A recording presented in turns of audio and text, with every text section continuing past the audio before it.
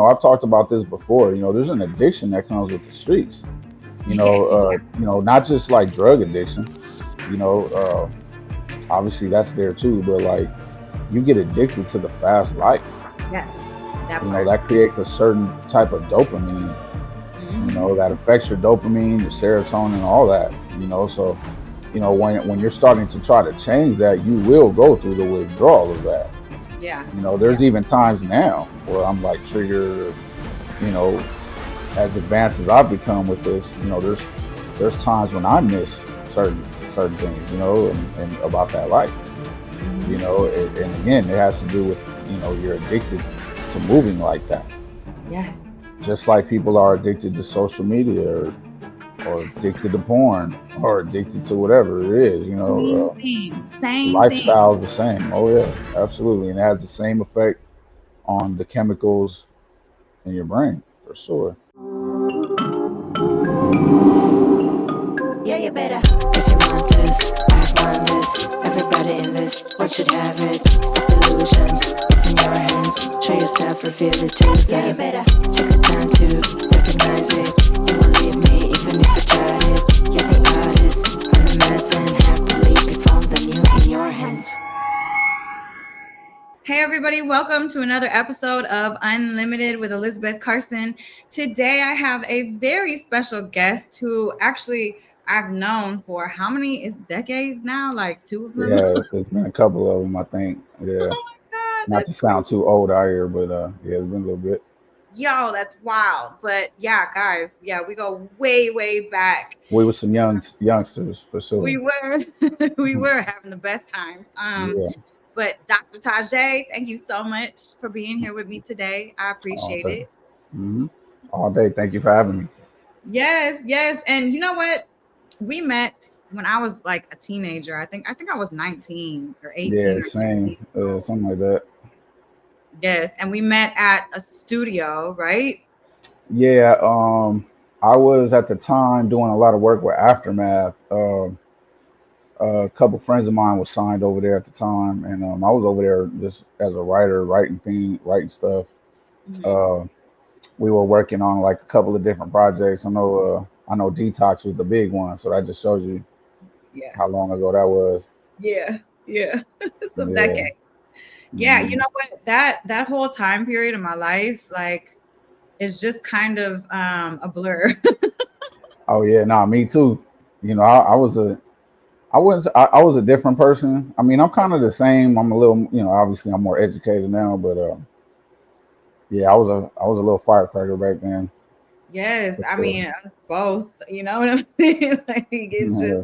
it's crazy when we look back at those times, Tajay, because I like sometimes I can't even put myself there anymore. You know what I'm saying? I'm so distant and far from that person I used to be that when I Yeah. look back, it's like story time. You know what I'm saying? Right. Right. It's, Nah, I feel the same way. Um, it's kind of like looking from a bird's eye view, I guess. Now, yeah, for me, you know, we were, very talented young people. yeah, Not kind of, but also, I mean, we were aware, but I don't think we were aware of, some of the things we were around at that time, being young, and but I think we made the best of it, and I obviously had it brought so us to much where fun. we're at. Yeah, oh Yeah. yeah, You know what? I would never take any of it back. I mean, I just remember those times were so freaking fun. All we did party was like oh yeah. party and more party. Well, that was the thing, is like we was partying and working at the same time, so it was like definitely a good work atmosphere, and we were around a lot of like powerful like people that have later went on to change the world. You know what I mean? And yeah, it's something I'm proud of. It's definitely a part of my life I'm proud of to have, been Absolutely. around. You know what just hit me when you said that? So look, it's like, okay, energy, everything is energy, frequency, and vibration, right? So Hmm. now that I understand this, it's like you're so freaking right. We were around people that went on to change the world. Duh. So Absolutely, our yeah. frequency and vibration was meshing with those people at that time, you Oh know? yeah, oh yeah. At the time, I was running into people, uh, people like Drake, I was in the studio with him. Kendrick, obviously, that's the homie Yeah. from the city. But those are just a couple of people that were my peers. That were our peers at the time. Yeah. And this is before they became who they were. So Yes. we were influencing each other, and the fact that the universe and God was able to bring me around that as you as well. I feel like obviously special energy is with special energy. Yeah. And however we earned our way to that situation, I'm glad that we did. Yes. Yes. You know what? Our life, Taje, has been so dynamic. I talk about it all the time from my perspective because I mean, I've like sat in jail cells and I've also Oh sat yeah, next to governors and I've also sat next to like the biggest rappers and you know what I'm oh saying? yeah, It's like oh yeah. all these different things. And I've learned so freaking much. So why don't you give people a little background of like where you came from, like where you started at and where you are now and how you got here? Oh yeah, for sure. Well, my story definitely starts in L.A. By way of Compton. Um, I lived in Compton for a long time. I lived in Hawthorne too. Shouts out to Hawthorne. I went to high school there, but I was always back and forth between those two cities, and I had relatives that lived like all through like Inglewood, just kind of like the South Bay area. Um, but my experience also took me to the East Coast because being I'm Puerto Rican for people that don't know. Uh, I had a lot of family on the East Coast, so I got to spend some time out there too, and gathering all these different perspectives. I got to be in the ghettos, out here and out there. Mhm. So it gave me like a unique perspective about struggle, and you know when you see people going through it in different places, it definitely gives you that like that experience of just it moves different. Like the struggle's the same, but people move different. Yes. On different coasts or whatever, and I think it really helped me later in my life. As being a psychologist now, and being able to relate to people. But yeah, I went through a lot of obviously I hate to call it stereotypical, but I went through the hood story. I was out here, getting this stuff. I caught my first case at 12. Out here slanging. Being involved with gangs and stuff. Doing my thing, and I got started really early, and I paid the price for that. I lost a lot of homies. Seen people pass. Getting locked up. And then being in LA here too, you deal a lot with the racial stuff. Me being mixed, you know, I'm African, Spanish, and Native American, so that can present a problem sometimes Mhm. out here. You know what I mean? So just dealing with a lot of that, just trying to find my way in, my way through. I always had music kind of as a form of expression. I always say like music was probably like my first therapist. Mm. And, that's why, whenever people, have things to say about like certain types of music, whether it's like gangster rap or drill or whatever, I'm I wouldn't say I'm sensitive about it, but I'm definitely opinionated about it because although some of those things are negative, the expressions, this is what people are going through, and some people don't have no other outlet sometimes, and that's not to say that we can't expand on the music because I do think the music should be a little more well-rounded, but I think that has more to do with the marketing of the labels than the actual artists that are putting out stuff. Um, so that was definitely my first therapist. So that's how I kind of got into the whole like how we met. I got into the entertainment business like very young because I was on my own at a very I was still a teenager when I got on my own, Mhm. and my first introduction to the industry as far as like the entertainment or music industry was you know I was a supplier basically for like the artists. You know what I mean? And they always remembered me because I was so young at the time. Yeah. You know, being on my hustle and doing the things I was doing in the streets that, you know, not only would they have me around, for whatever they needed or whatever I could provide at the time, but they just liked having me around as a kid. You know what I mean? So, that brought me around a lot of people.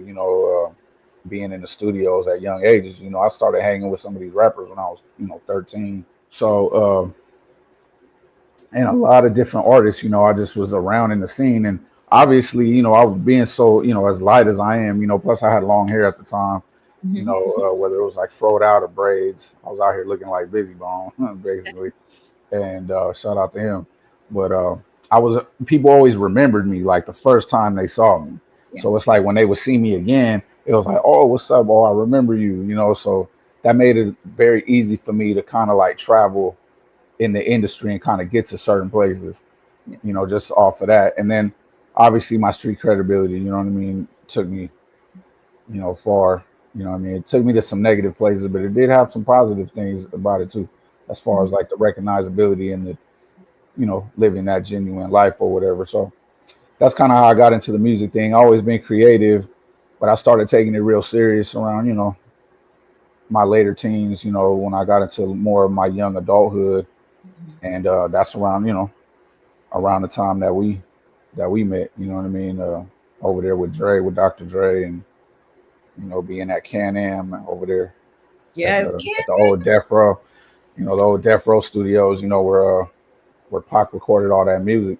Yes. Yeah. Yes. So What I remember? Was it you? Did you always used to have a skateboard? I did. Yeah, I had a skateboard. I started getting into that like through Rob Deerdick and drama over there at the Fantasy Factory. We started going over there, helping them with like music, and I became really good friends with them, and they were really, obviously Rob Deerdick's a famous skater, you know what I mean. So I kind of got more into that. That was around that time that we had met, you know what I mean. So I was like starting to get into like skating real tough at that time, being at the Fantasy Factory, and yeah, just doing. I remember I would be down the hallway and I just see you skateboarding and zoop, and then I Oh see you yeah. skateboarding back, zoop, and I see you going back. I'm like, Yeah, I'd be skating between studios, like it's that's so crazy. funny. I remember that so clearly. Oh Wow, yeah, that's something I do remember. It's I always still do that. you Oh do. yeah, oh yeah, I still be skating around. Um, That's I fire. just I like doing it, but yeah, I mean, got into the music thing. I was still like in the streets though. Everybody knew that at the time. I was kind of like halfway in, halfway out. And I caught some stuff, some stuff. Caught a couple cases. Getting caught with like weapons and during that time, which I wouldn't say derailed me, but it definitely like affected what I was doing, as far as the trajectory. And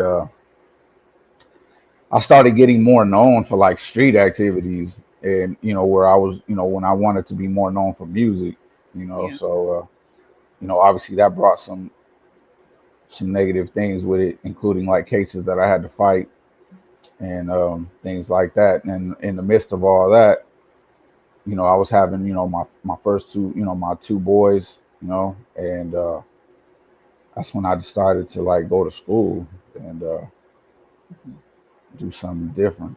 You know what I mean? And Ask you what okay, so it changed because of the cases and because of your kids. So what made you go to school for what you went to school for? well, a lot of people were like telling me, they were kind of urging me to go to school for like business or like music or things like that. But I was like, I was already doing that stuff. You know what I mean? So I kind of like, I figured I wanted to do something else that I was interested in. I always been interested in like the brain, the human brain. Mm-hmm. I feel like if I would have started school earlier, I probably would have been like a neurosurgeon or something like that. But Mm-hmm. you know, because of, and also, I had so much trauma that I was dealing with and trying to figure my own self out. I suffer with depression even to this day. I Yeah. still struggle with those things. So, more or less trying to figure myself out first. Yeah. And then as I started kind of going through the whole psychology, I got several degrees in psychology. Most of my degrees are in psychology or marriage and family therapy. So as I started kind of going higher up the degree ladder, I started seeing like, man, I'm really good at this. It was one of those things I was good at without having to really like try to do it.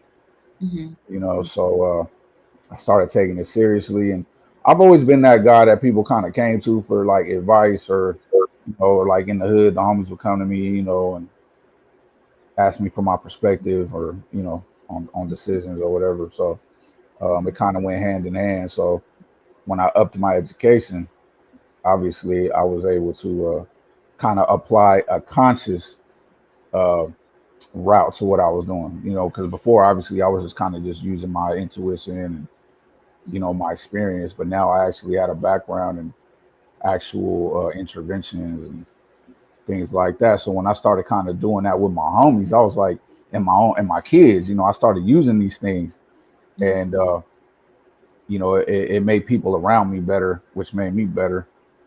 And then the hood therapist was born, and TV shows. I caught on like a bunch of like reality shows, and I got on the news. I was on the news recently. Uh, Mhm. yeah, so then now I'm sitting here. You know what I mean? It's so wild. It's wild to me. And it's just, you know what? I honor your journey so much because it's like I relate to it so much.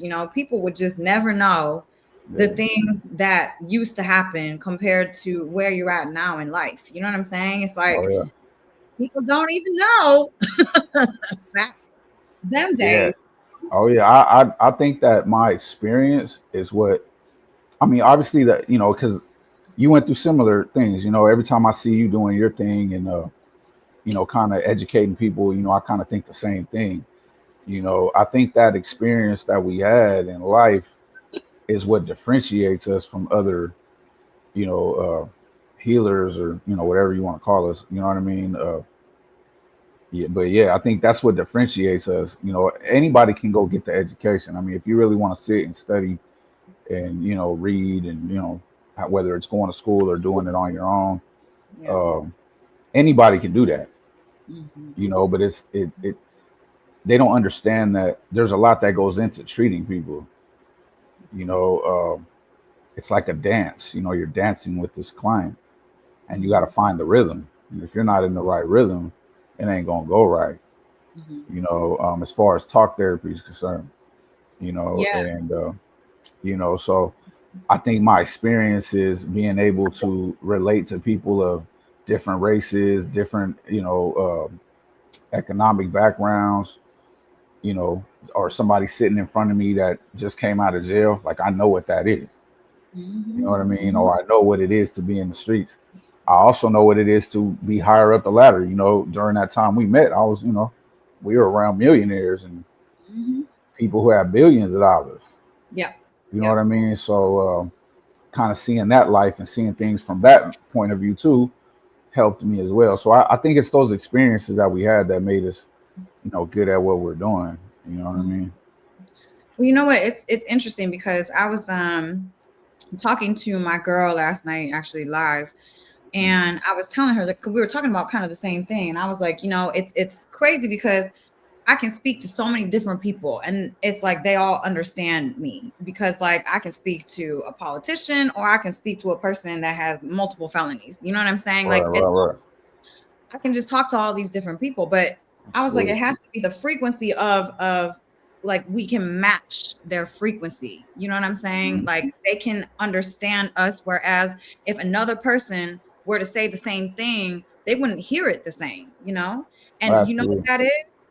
That's soul level unconditional love for the being. It's Mhm. it's unconditional soul transmission to Right, the right, person. You know what I'm saying? And right. so many people, they don't have that because they don't have the life experience. And I'm sorry, we're probably some old souls. Well, I know I'm an old soul. Oh You yeah, nah, for be sure. old For sure. know? We've been here a couple times. Mm-hmm. So it's like I feel like God sourced the universe, put us through what we needed to go through at a very young age so we could speak the frequency that people would understand from all walks of life. You know what I'm saying? Oh yeah. Oh yeah. No, I agree. Like I said, I think that's my most valuable asset as a helper. Hmm. Is that I'm able to sit and listen. I'm not really shocked by much.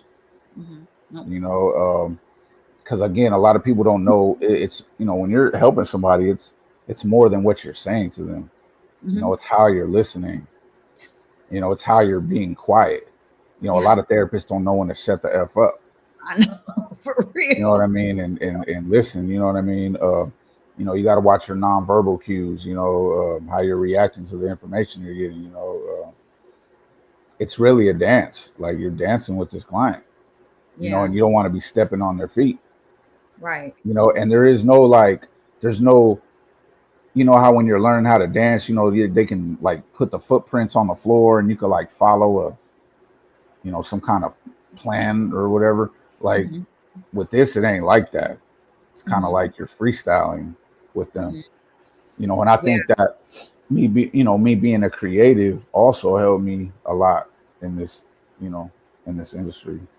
You know what I Hmm. mean? Being able, because you know, I mean, that's why they call this a liberal art. You know, there is a certain amount of artistry to what we do, Right. especially when we're talking like with people like one on one or doing like group Hmm. therapy and things like that. You know what I mean?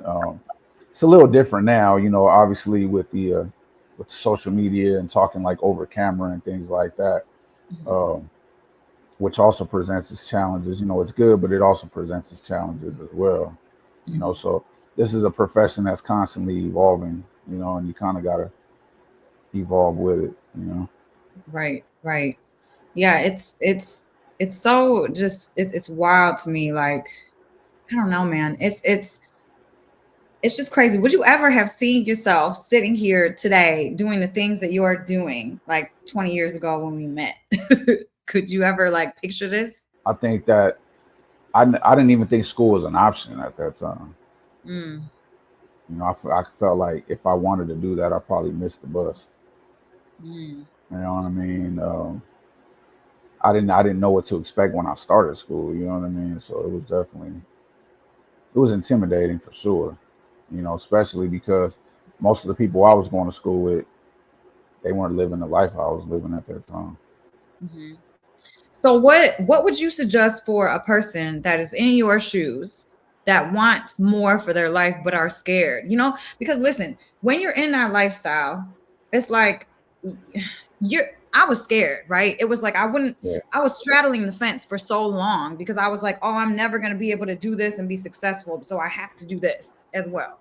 I was right. straddling the fence, you know, and it took me so long, probably like 5, 6, 7 years to really commit to the life of like non-crime, you know, and like to Yeah, really just commit and then leave that other life behind. I was so scared. It's like I'm never going to be able to make the money. I'm never going to make it. I'm never, you know, you have all these thoughts and these stories that you tell yourself and it's like what I realize now being where I'm at, like you can't straddle the fence and ever make it in this type of life. You know, you yeah, have to give it yeah. up completely, but it's scary. So what would you tell somebody that's in your shoes? I would tell them it's scary what you're doing now. Yeah. You know what I mean? The problem, the thing is that we get comfortable. You know, Mm, people are scared of the unknown. yes. You know, and you know, I was in the life for so long that I knew what came with it.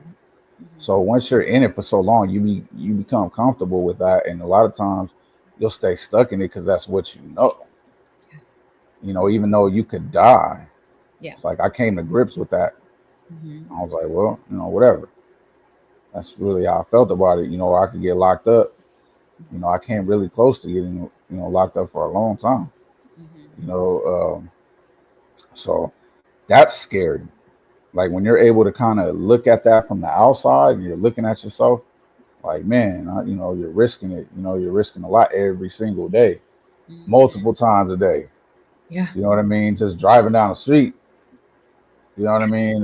You know, or whatever you got on you, or Yes. yeah, you know what I mean. So, you know, I would just tell them that it's scary. Period. Hmm. You know, and if you have if you want to change, just do it. It's The just a same choice. way, same Yeah. way you waking up to like go to the street and jump off the porch. Yeah. Yeah. Just do it. You know what I mean? I think that challenging yourself and challenging yourself to change, that's gangster. You know what I'm saying? So, Yes. Yes. And you know if you what? It's gangster, if you gangster enough to like go out there and do your thing, and risk what you're risking, you could do this. Yes. But you see, once you pull out the spectrum and you look at it without being in it, you can see now that the brain will stay in something toxic because the fear of doing something different is so much scarier because the brain doesn't like anything brand new. You know what I'm saying? Yeah. Like, Yeah. so it will literally keep you in something toxic that Oh you yeah. know is toxic just because jumping over the fear fence is uncertain, right? And it creates a certain illusion of comfortability.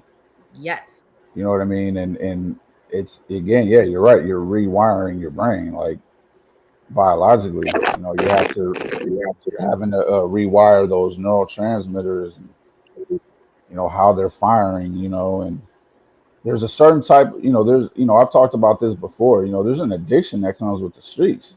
Yeah. Not just like drug addiction.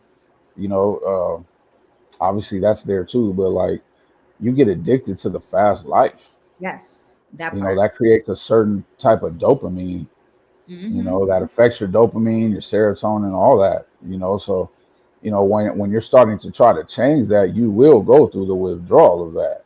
Yeah, There's yeah. even times now where I'm like triggered, or, you know, as advanced as I've become with this, there's times when I miss certain things, and about that life. Hmm. And again, it has to do with, you're addicted to moving like that. Yes. Just like people are addicted to social media, or addicted to porn, or addicted to whatever it is. Same thing. Same thing. Lifestyle is the same. Oh yeah, absolutely, and it has the same effect on the chemicals in your brain, for sure. Yes. Oh my God, that's so freaking true, man. And you know what you know what's really sad about that part? It's like if we were wired as kids, right? From fetus to 7 in a way that was healthy and loving, unconditional, right? Then brains wouldn't wire the way that our brains were wired to need the dopamine hits of something external to make us feel something, right? Yeah, So it's yeah, like we don't teach enough about how to raise babies, how to treat pregnant mothers, how to raise kids within those first years of life that will literally program them forever, you know? absolutely.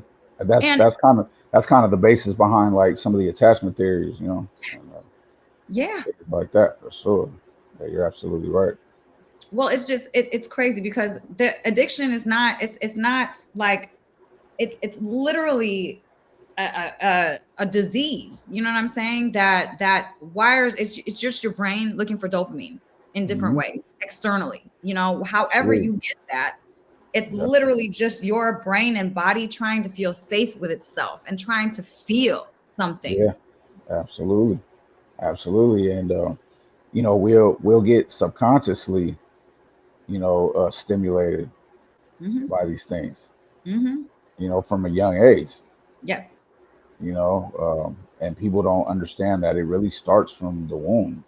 It definitely Yeah, starts from the womb. When I look at my absolutely. kid, right? I look at my son, he's about to be 13 next month. Mhm. He's like the Right. sweetest, most innocent. Like he's like looks at me like I'm crazy a lot of the time. You know what I'm saying? And I think, and I just can't even imagine when I was his age, I was selling weed Mhm. already. You know what I'm saying? Like Oh I yeah, was what? I was sneaking out already. I was drinking, I was smoking. I was all up in the streets already at his age. And I'm like, I could never imagine him doing that, you know? yeah. No, I think the same way about mine. Some of the things I was doing, as a young teen, and even the ages that there are now. My kids are 18. About to be 19. You Wow. know, one's about to be in college. My other son is at Howard University doing his thing. Oh yeah, good looking. Yeah, shout out to them. But they're like way ahead of me at that age. You know Yeah. what I mean, of what I was doing.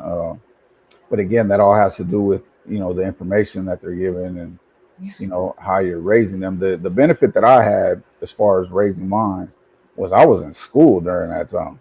Uh-huh. So I was just being exposed to all this new information, while I was raising them.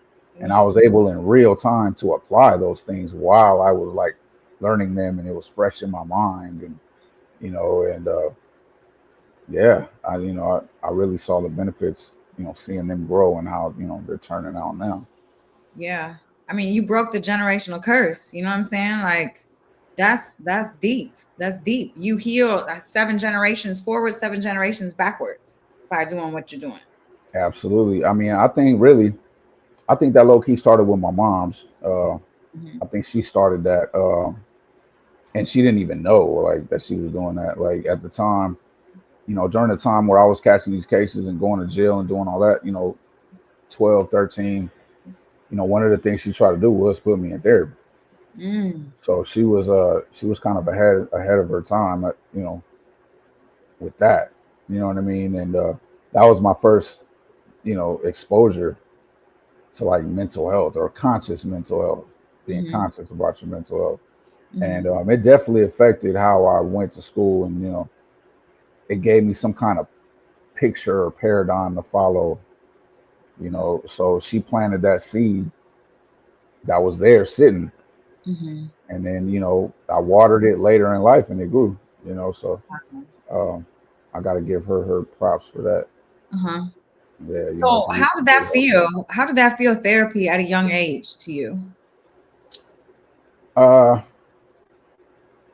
I mean, it was. I felt comfortable. I felt uncomfortable, obviously, when I first was, because I felt like, who is this dude? Um, he was a white gentleman at the time. I think he was white. He might have been mixed though. I'm not sure. But I just looked at him like he was an outsider. He was, typical. He wasn't going to understand where I was coming from. Mhm. Things like that. But I think just talking with another man about some of the issues that I was having definitely impacted me in the right direction, even if I didn't realize it at the time, because at those times I didn't have much of a father figure up until that time. My mom was raising me on her own until she married my steppops, but that was kind of like later in me growing up. So up until that point, I didn't really have a father around. Mhm. So I think just being able to talk to another man and not feel judged, uh, I could pretty much tell him whatever, unless I was planning on committing a crime. Mhm. Those are the kind of the things I kept to myself. But as far as things that I had been through already, uh, it helped. I think in ways I didn't even know. I'd had to look at it back now as an adult. And I had to look back at it as an adult to really like fathom how that helped me Mhm. at the time processing things. Mhm. And that's the most important thing about what about the brain and getting over some of these things is processing. Yes. I think naturally as things get more modern and technology moves forward, I think we're starting to get into more interventions that are more what's the word, automated, Mhm. and that doesn't mean they're not good. There's a lot of stuff that I do like, but they're actually able to kind of almost try to almost delete things from your mind. You know what I mean? Mhm. Things like Mhm. that through different exercises and things like that. But although those interventions are good, but I don't think there's anything like just old fashioned Mm. processing your experiences, and being able to be brave enough to do that. Because not only are you processing whatever trauma that you went through, but you're also building up the confidence to keep going, to keep positively processing the experiences that come after therapy. A lot of people are just like, oh, they think that you get to this place where you've dealt with your trauma and life doesn't stop. Mhm. Think Mhm. bad things can still happen to you. Yes. Yes.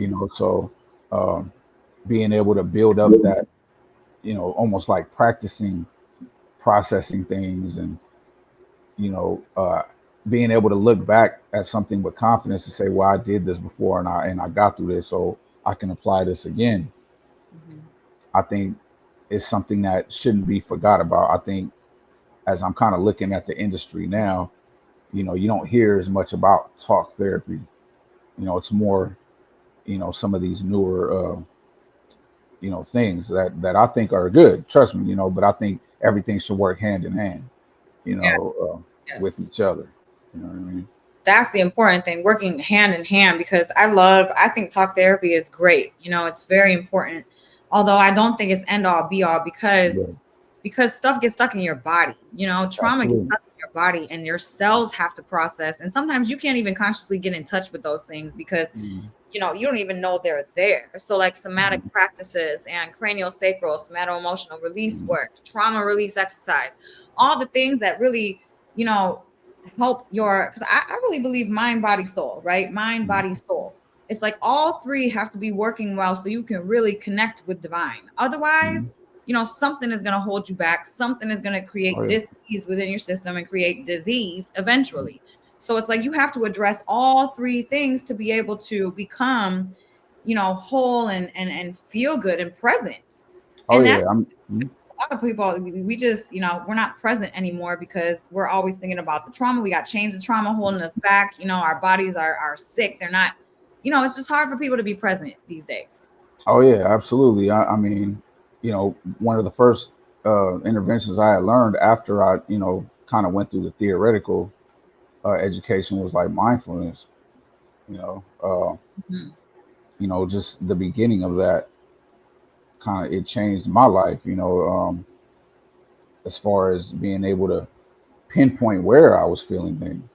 Mhm. And the things that those triggered. There's the mind and the body are like connected.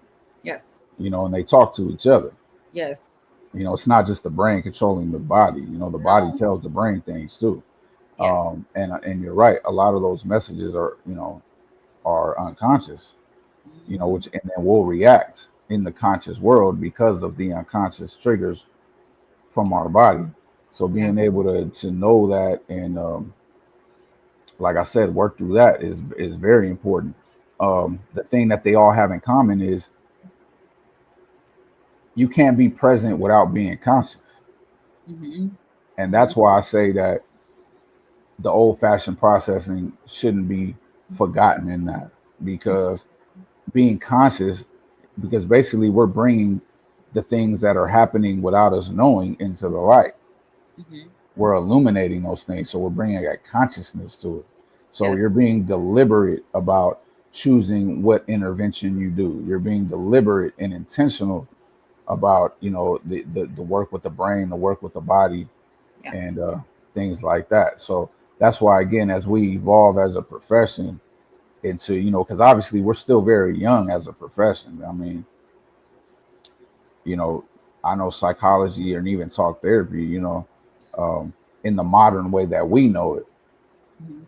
hasn't been around that long, Mhm. So, and we definitely don't have the brain figured out, and No. we definitely, are still learning things about the body all the time. So, um, evolving is a good thing, um, we just got to keep in mind all the things that we know already with the things that we're learning.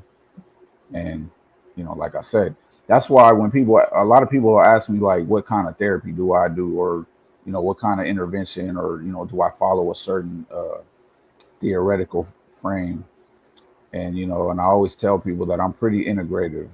I'm able to look at a situation with somebody and say, and know what intervention will work best for them, Mhm. or for that situation, whether it's talk therapy or something else.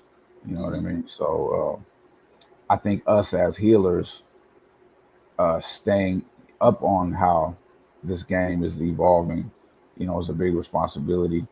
And knowing multiple things, you know what I mean? A lot of people will be dead set on a certain intervention or theoretical frame, but Yeah. then they'll meet a client or somebody who that don't match with, Mhm. and they'll try to force that and end up, doing more damage than good sometimes. Traumatizing their client. Yeah. Yeah, and kind of violating that whole client, uh, healer thing. You know what I mean? So, or relationship. Yeah. So again, just being well rounded. That's kind of like what I pride myself on being, is well rounded, and you know, like again, this is a dance that we're doing, you know. Mhm. Well, it's because you're able to be conscious, aware, and 100%, in touch with your person that you are talking to. So many people just Absolutely. can't, they don't have that vibe. They can't sit there and listen and hear like the person. A lot of people are just waiting to respond. And that is just not it. And especially with talk therapy, Oh it's yeah. therapy. Oh yeah. You know, a lot of people don't know how to communicate except through conflict. Yeah. So they'll be listening to challenge something. Mm-hmm.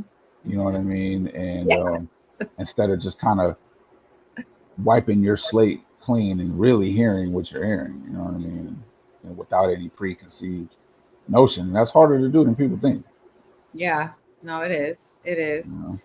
Yeah, I think, it's just interesting. I mean, I've done over like 100 different holistic modalities to try to heal myself and fix my brain and get out of these ruts that life has caused me to be in. You know what I'm saying? And Absolutely. some things have worked well, some things have been horrible. So it's like, Yeah. not You got to everything find what, is for everybody. yeah, you got to find what fits you. That's, you know, with anything, you know, and Yes. that's why I always encourage people to, you know, do different interventions, see what works for them, Hmm. what doesn't work. Just because something doesn't work, you know, a lot of people, you know, they'll go into therapy for the first time, or they'll go into some of these interventions for the first time, and it might not suit them, and then they'll kind of just close the book on the whole Mm-mm. mental health thing. You know what I mean? And Yeah. you know, this like anything else, you know, you got to find the size that fits you. Yes. Yes. You know what I mean? You're Exactly. not going to stop wearing clothes because you come across some clothes that don't fit. You know? Mm-hmm. Exactly. You know what I found interesting when I used to work at this mental health place, we had flotation therapy, sensory deprivation. Yeah, I like I that. would say like 80% of the people that would go into the float tank that had never floated before came right out within 5 to 7 minutes. Oh yeah, yeah, I seen that. Of course. Yes, because why do you think that is? Because people have gotten so far away from knowing who they are because of all the trauma, all the stress, all the things. They built walls and walls and Mhm. walls. It's like an onion. And then the farther away you get from your core, you don't Yeah, even know you anymore. So then when you right. go into sensory deprivation and it's like quiet and all of a sudden your brain gets a chance to like relax, all of that stuff starts coming up and it scares people. Oh yeah, you'd be surprised how many people can't deal with silence. Even some therapists. That's what I was saying earlier. You Yeah. know, when we were talking, like being able to just shut up Yeah. and Yeah. just be. Hmm. You know, because when you just be, now you're like feeling everything. Hmm. You know what Hmm. I mean? There's nothing Yeah. to necessarily distract you. So Yes. now you're just sitting with yourself, Yeah. you know, and that can be very scary, you know, and that's kind of, you know, that's where we come in to be able to, you know, guide them through that path. You know, a lot of people have a misconception about what we do. I don't look at myself as an advice giver. Hmm. Like unless I'm in a consulting like modality, if I'm consulting you on like some business or Hmm. something Hmm. like that, which I do, you know, that's different from when you're working with somebody in therapy. I don't look at, I'm not just there to tell you what to do. What I'm there to do is first, you're not alone, number one. Um, and when things get confusing through some of these interventions, because again, a lot of this, you are not re traumatizing yourself, but you're revisiting trauma Hmm. consciously. Hmm. You know what I mean? So that can be very difficult and traumatic, Hmm. again, for the person that's trying to heal themselves. You Hmm. know, and that's why I always tell people, you know, healing is no different from anything else. It's a war. It's just a Mm. war with yourself. Mm. You know what I mean? And we're there to help guide you through it, but kind of show you your options, show you what you can do.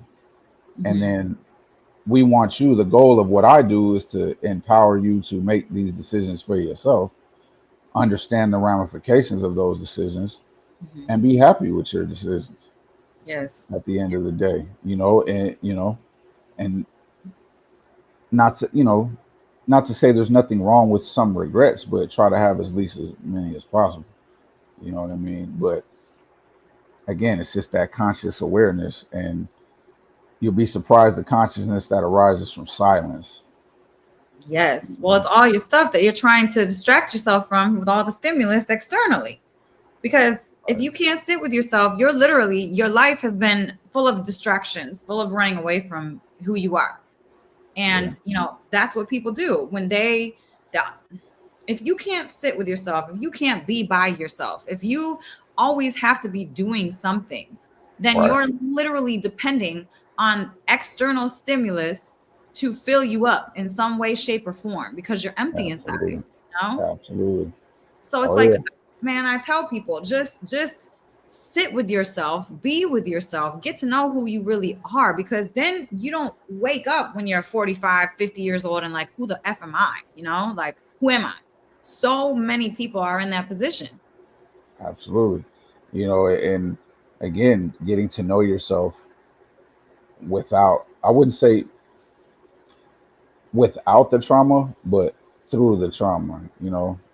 Obviously, you can't erase the things that happen to you in life. I You say can't. embrace them, Yeah, embrace you things. can embrace them and come to grips with them. Yes, You yes. know, and There's always a be gift. be defined by being able to get through those things. Yes. And again, I always try to practice. Every 10 years, I try to evolve into something Mm-hmm. else. You know Mm-hmm. what I mean? Not to change, but evolve Mm-hmm. into something else. You know what I mean? I try to learn something new about myself. All the time. Mm-hmm. You Mm-hmm. know, through different experiences or whatever. So, once you get a steady foundation of who you are through your trauma, now you can start to rediscover yourself and discover new things about yourself. You Yeah. know, which I think is part of life. I think life life is about getting rich in experience. I think Mm-hmm. experience is the true wealth. Yes. Yes. Being able to experience things and have a perspective, which naturally comes with getting older and getting wise and things like that. So you know, I didn't really know that coming up Mm-hmm. as a kid. Yeah. Well, I always tell people that it's not about regret, right? You should not regret things. You should just roll through life, accept things as they are, because there's always a gift in the bad things. You know what I'm Oh yeah. saying? Like there was something really horrible that I went through like 4 freaking months ago. It was terrible. You know what I'm saying? And I had to rediscover myself. I didn't know that I didn't know who the F I was because I was living other people's lives for so long, just hiding behind people and then living another person's life because I was just give and build and like all these, but it wasn't for me. I was Yeah. running away from me. So like in this past 4 months, I've really discovered what I like to do, what I want to do. And it's like taking a moment saying, hey, what do I want to do in this moment? What Hmm. do I want to take this call? Do I want to go to this meeting? Do I really want to work out today? It's like always pausing and asking yourself, what do you want? And that in turn will help you get back connected to you, because our intuition lives in our body. And when we Absolutely. go through so much trauma in life, it's like we leave our bodies, we become frozen and we build up these walls and we get disconnected from our intuition, from our bodies, and then we're just numb and frozen and we're not when we're just reacting to stimulus instead of really asking and getting back within ourselves and in tune with ourselves where we have that divine connection of intuition that will always tell you the right thing to do. You know what I'm saying? Oh yeah. No, absolutely. I think that obviously us as healers, now these days I talk just as much to healers as I do people who need healing. Mm, Um, because we're often abandoned in this whole process.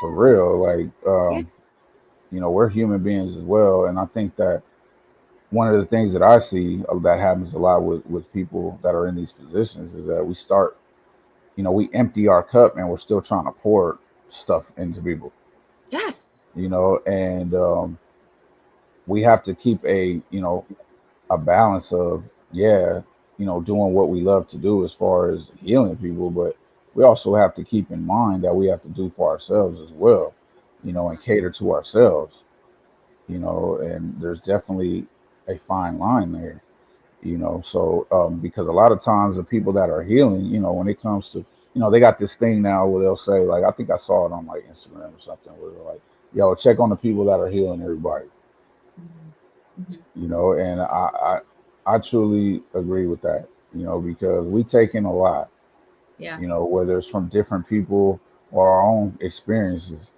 Yeah. I had to recently just I took a break from all of this, Uh-huh. you Yeah. know, where I had to really get my mind back right. Yeah. You know what I mean? Because what can happen is, you start burning out and you start resenting people. Yes. You sit there and you start like, yo, F you, I got problems, bro. You coming at me with this bull. I ain't, I got my own shit going on, excuse my language, but I'm just like, you know, and you start kind of getting, it can make you cynical. It can, as a healer, it can make you like, Resentful. resentful and make you want to turn your back on a lot of this. You know what I Yes. mean? And I had to remember that I do have a gift at this, but I'm also worth healing as well, and keeping my own mental health, up to par. And that means, again, Yes. the self-care thing, catering to yourself, realizing Yes. who you are. Sometimes you got to tell people like, hey, bro, like, you know, I'm on some me stuff right now, No, and there's seriously. nothing wrong with that. Mm-mm. Nope. Because Nope. And a you lot don't of have people, to they'll tell. try to make you feel guilty about that. Nah, nah, nah. This is what I see it so clear now because of what I just went through. Because I was pouring from empty. I was building everything and everybody else, and I was not pouring into myself Yep. at all. And I was waking up hating everything and everybody with attitudes like, here's another day. Like Yeah. so just burnt. I was burnt the F out. But Yeah. what I realized is that taking this journey on my own for the first time in my life, it's like when you give to you and when you start pouring that magic that you're giving to everybody else into yourself, Mhm. now your cup is overflowing. And now your overflowing cup just translate into this third dimensional world. It's like now Mhm. I have so much energy to help Right. others to the place where they need to get to because I Exactly. have just an overflowing cup at this point. I'm not pouring from empty anymore. And I always tell people there are, healers are like nurturers of the family, are like the people who are always doing for the kids and then all these things. And then they tell themselves a story. Well, I can't take time for myself because if I do that, then the family's going to fall apart or things are going to fall apart. I got to bring them to football and soccer and baseball. It's like these stories that we tell ourselves over and over that aren't even real, pouring from empty. And that's never a good thing because Yeah. energetically it translates. What you can't see translates. So if you're pouring Absolutely. from empty, it's going to be felt by the people that are around you, and that's never a good thing. So Yeah. it's okay to not sign up for football this season. You know what I'm saying? It's like it's okay to take a break. It's okay to sit your ass down and eat a conscious meal instead of Yeah. working and then being on your phone. You know what I'm saying? It's like Mhm. people forget this, and nurturers and then it just it twists things up into resent and then self-hatred and hatred of external, which makes you sick. It makes you sick. Absolutely. And a lot of people, when it comes to people that are in positions to help people heal, a lot of times they'll just think we just have it figured out. Like, oh well, they know what to do. They'll be all right. Mm-mm. And this is why it's so important. One of the first things that I learned, when I was first starting to become a therapist, they make you go to therapy. Mm. Like they make you go. Mm-hmm. You know what I mean? Because no matter how much you know in this game, right? You can know every intervention, you can know every whatever, theoretical, whatever, right? When it comes to dealing with yourself, Mm-hmm. it's very hard to be objective with yourself sometimes because you're the person going through it. You know what I mean? Even for the most experienced clinicians, and you know, it's always helpful to have, obviously we're social beings. I think what happens with a lot of healers is that we'll tend to isolate. A Yep. lot of healers will be ashamed to ask somebody for help, Yep. when they're going through shit because it makes them feel like they're not as good at what they're doing as they should be, and it really has nothing to do with that. Mm-hmm. Um, we all need, people that we can talk to Yeah. and get an outside perspective on stuff. You know what I mean? Which is again going to therapy myself was great in helping me become a psychologist. Mm-hmm. And I don't think enough gets talked about. I remember when I was in undergrad. I was doing my undergrad. I was getting my bachelor's degree actually, and I was in this film course. I had took a film course, and this older lady, was in there, and she was asking me about like what my major was, and I was like, oh, I'm a psychology major, and she was like, oh, that's cool, that's what my husband did, he was a psychologist and this and that, and I was like, oh, that's cool. She told me that he had did it for a while, that he was good at it, you know what I mean, and I was just like, oh, is he still like practicing? She was like, no, he passed away, and I was like, really? He's like, oh, well, I'm sorry to hear that. She's like, yeah, it's been a little while now, and she told me that he committed suicide. Mm-hmm.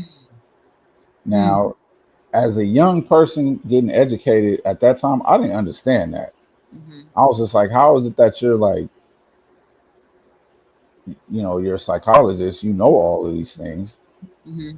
and you're helping other people, but you couldn't Mm-hmm. necessarily help yourself, or you still wanted to take that route. Yeah. You know what I mean? Whether it was, I don't know what he was suffering from or what he was going through. Could have been, biological, could have been mental, I don't know. But that story always stuck with me because as I got higher in my education, getting through my master's, going through my doctorate and all that, I started realizing why those things happen. Mm-hmm. He isolated, Mm-hmm. felt like he didn't have nobody to talk to. Nobody could relate to him. He felt like, because I'm supposed to be the one helping people. Mm-hmm. So how is it that I'm feeling this? Oh, I can't help myself. Yeah. And then you fall into that rabbit hole. Mm-hmm. Well, Of, well, if I one can't thing, help myself, how can I help other people? right. Well, here's the thing. Here's the thing that people got to realize. So many healers, people that go into, like you said this earlier, you were interested in this because you wanted to heal yourself. Mhm. So many people know this wisdom and go to school for this or do all the things that I did because they want to heal themselves, because they have been so jacked up in life that they came to a point across, like a crossroads, like either I'm gonna go this way or I'm gonna die. Yeah. And so people got to realize that that's where usually healers, psychologists, psychiatrists stem from, Mhm. that life, number Absolutely. one. Number two, it's like there is so much pressure because it is embarrassing when you need help, because you're supposed to be the person that's helping everybody. And if Yeah. you can't help yourself, then are you really a healer? Are you really a psychologist? It's like you have all these questions and you start to question yourself. And it's a very, very lonely road. Absolutely. Yeah. And that's the part of this game that I think needs more light shed on it. Yeah. Is that, you know what I mean? Because most of the healers that I've come across, they deal with this in some form, Mhm. feeling isolated from other people because people always expect us to have it right. Mhm. And then on the flip side of that, I also had to learn that you don't have to be completely healed to help people. No, not at all. You don't have to have everything figured out. Sometimes, you know, like I feel like I tell people this all the time. Like when I do interviews, if I'm interviewing somebody, or if I'm giving therapy to somebody, a lot of times I'm conscious, but I'm unconscious. I feel like it's God doing it. Mm-hmm. It ain't Mm-hmm. me. Yeah. Yeah. And I go into this zone, like a lot of times, like, Yes. when I'm doing the interview or I'm conducting the interview, you know, after the interview's done, I won't even remember what we talked about. Mm-hmm. Mm-hmm. But I was Because completely present in the conversation. yeah. But afterwards, yeah, so I feel like God comes down and he works through me and does what he does. And that's why I don't take credit for it. I'm like, hey, bro, it ain't me. Absolutely. Like, I don't even want that credit. It ain't me. You know what I I mean? So, agree. um, 1,000,000%. I yeah, agree. so yeah, man. So, again, it's a complex thing, all it is, and it's definitely more than just sitting with somebody on a couch and talking. Well, you know that you're doing what you're meant to do if you can channel that. You know what I'm saying? It's like I know I'm doing what I'm meant to do because same things happen to me. I go live, I do podcasts, I speak, and I don't Yeah, even remember what the F I said afterwards. I just become I blank out and I'm a clear channel of what needs to be heard so people can get the message and feel better and get the healing, you know? yeah. Because I was dealing with a whole, issue when I first got into this. I felt like I wasn't being genuine because I was still going through a lot of things, but yet I'm in this position to help people, and I started feeling almost like a hypocrite. You know Mm, what I mean? And I had to learn that, again, you don't have to have it figured out to help people. Sometimes you're just meant to help people. mhm. You know what I mean? And that doesn't mean you're fully healed, No. but for whatever reason, you've been put in a position that you can help other people get through things. Yeah. You know what I mean? And that's okay. Mhm. You don't have to be out here like the Wizard of Oz, like, and have that, because I think a lot of people tend to look at us like that.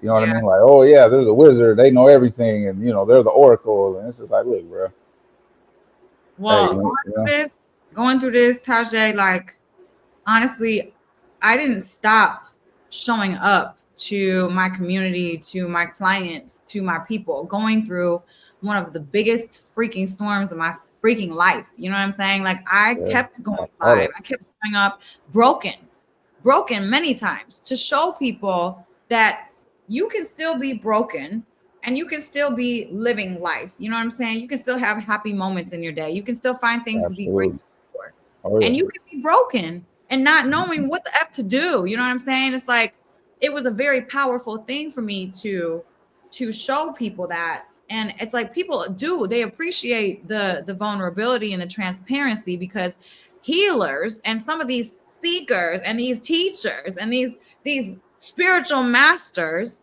are Yeah. out here and it's all ego, it's fake Yeah. because Absolutely. nobody's life is perfect. And when you present yourself as such, it's like now it makes other people feel less than, Oh it yeah. makes Oh people yeah. feel, oh, well, I mean, if I can't do that, then, like it makes people feel bad about themselves. So I showed up broken, you know what I'm saying? Like broken is as like Man, just, we in all this together. That's how I look at it. Like, if I'm helping a client, a lot of times I've discovered things about myself helping somebody else. yes. And I'll sit there and I'll look at what I just said and I'll be like, hmm, Yeah. damn, I need to apply that. You know what I'm saying? For real. So, I always tell people, man, don't put me on no pedestal. Obviously I accept the responsibility of the position I'm in. Um, more people see me than the average, therapist or whatever. Mhm. And I do accept that responsibility, but at the same time, I struggle with a lot of the things that I help people with, and I'm not ashamed to say that, and I think it makes me a better Yes. clinician at the end of the day. Well, it makes you transparent and real. People want real. They don't want fake. I always tell people too, don't put me on a pedestal because as soon as you do that, you're making yourself less than me. And no Right, one is less than another person. We all just right, humans out here trying to make it, period. absolutely, That's it. yeah, That's it. Deep. yeah, yeah, Man, I yeah, yeah. love this conversation. Dr. Taje, I love Man, this conversation. likewise, and that's Yes. how we always get down. I know, always, always. After all these years, too. All these years. So, what are you doing next, Taje? Where can people find you? What projects are you involved with? Like, what you doing? Well, right now I'm about to drop another season of Healing Is Gangsta. Um, I've had the season for a little bit that I'm about to drop. Um, I'm going through some meetings with some different people, so I'm seeing how exactly I want to put this new season out. But it is coming. I want to try to drop it next month. So Yeah. look out for that. You can just go like if you want to see like past episodes, you can go on like YouTube and just put in Healing Is Gangsta. It'll pop up. But yeah, so I'm definitely working on Healing Is Gangsta. I'm also cultivating another show where I kind of like I wouldn't say like a reaction show, but more or less my interpretation of things going on in the world, and including some of the mental health stuff that we talk about. But I think this is going to be a little more upbeat. Like Healing Is Gangsta is like very deep. We get into some like crazy like topics, and it go there sometimes, Um, and I think I definitely want to show a different side of myself because people that know me know I'm a goofball. Like I like to laugh, I like fun stuff. You know what I mean? So Healing Is Gangsta gets dark sometimes. Obviously we deal with a lot of things that people don't talk about. So Yeah. you're gonna be seeing me more as far as just you know just kind of being out there a little more worldly and still on the mental health stuff, but showing a different aspect of it. You know what I mean? And just giving my interpretation of things going on in the world, whether it's entertainment, politics, you know, different things going on social media. So just look out for that. Anything that says Dr. Taje on it or Healing Is Gangsta, just look out for it. I'm all over the internet. If you want to hit me up on Instagram, is Dr. Taje. YouTube, same thing. Yes. So just got a lot coming. That's why I kind of been in the cut, just kind of working on stuff and got some things coming down the pipeline. Not everything I want to talk about yet, but they'll be seeing it when it's time. Awesome. Awesome. And all your links will be in the description, guys. So if you want some healing, if you want to connect, all of the links are in the description. And, I just honor our friendship so much, Dr. Taje. Likewise, Like likewise. real. And you know what? You were one of the people that reached out to me that cared, me going through what I'm going through. And that means a lot because I lost a lot of people going through this thing. So, I appreciate that. It just shows, it shows how deep our friendship really is. And Oh I yeah. love that so much. So Nah, always. You know how we do. Like I said, we got to hold each other up, yes. and neither one of us is above being down at certain points. And as long as we continue to be there, for one another, we'll be all right. Hopefully we can spread that attitude to other people. And it ain't all about all of this clout chasing stuff. It ain't all about looking good all the time. No. I actually appreciate when people are, open about what they're going through. I'll see people like on Instagram, or I'll see different, when people like they might be depressed about something or whatever, and they'll kind of voice it, and I'll hop right in their thing, be like, hey man, this is dope that you're doing this, and give them some good upbeat things that might be able to help them out. So I appreciate people being vulnerable and being real, because it's not all about just buying into the fake images and things like that. Life is real out here, whether it's good or bad, it's real. Yes. And we just got to be able to hold each other up at different times. Absolutely. Absolutely. Well, thank you so much for spending this time with me.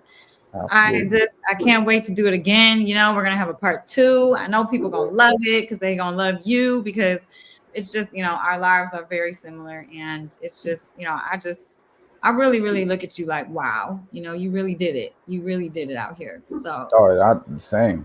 So, we got to switch roles. I got to interview you and yes. do some stuff. So yeah. No, we got a lot coming, man. I'm looking forward to all of that. Absolutely. Absolutely. All right, guys. Until next time, this was Dr. Taje. Peace, people. This podcast is for informational and entertainment purposes only. The views expressed are those of the hosts and guests and don't necessarily reflect those of the producers or affiliates. We do not guarantee the accuracy of the content. Please verify information and seek professional advice when needed. By listening, you agree not to hold us liable for any actions taken based on this content. Thank you for joining us on this journey. We hope you enjoy the episodes ahead. Thank you so much for being here with me today. If you enjoyed this episode, I invite you to stay on this journey with me. There is so much more ahead. Courses, mentoring, healing circles, retreats, safe spaces to heal and grow. Make sure you subscribe, follow, and stay connected. We are not alone. In this journey, we're on it together.